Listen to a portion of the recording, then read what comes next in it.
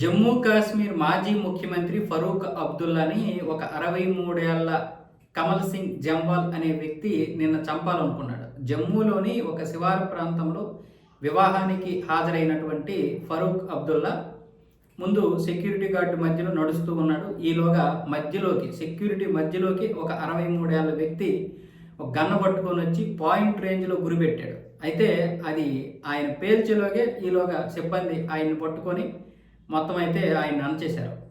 దానివల్ల అబ్దుల్లా అయితే బ్రతికిపోయాడు. దాంతో నన్ను భగవంతుడే నన్ను కాపాడాడు, మా అల్లా కాపాడాడు అని చెప్తున్నాడు అబ్దుల్లా.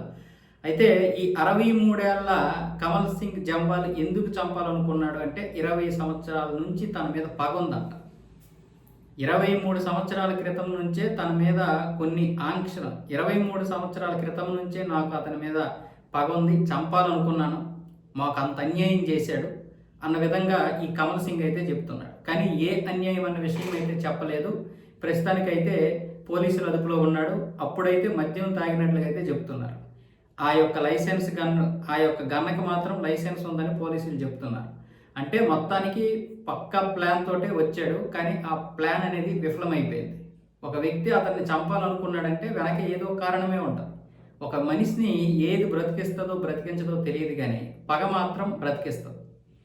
పగ కోసం మనిషి ఎంత దూరమైనా వెళ్తాడు, ఎలాంటి పనికైనా తెగిస్తాడు. బహుశా ఇప్పుడు ఇతన్ని పూర్తిగా విచారించాలి. పూర్తిగా విచారిస్తే కానీ నిజాలేంటో తెలియదు. బహుశా ఆ నిజం కఠినంగా ఉంటే, భయంకరంగా ఉంటే దాన్ని రానివ్వకపోవచ్చు. అలాగే ఇప్పుడు ఈ వ్యక్తి గురించి కూడా అటు ఒమర్ అబ్దుల్లా వదిలేస్తాడా?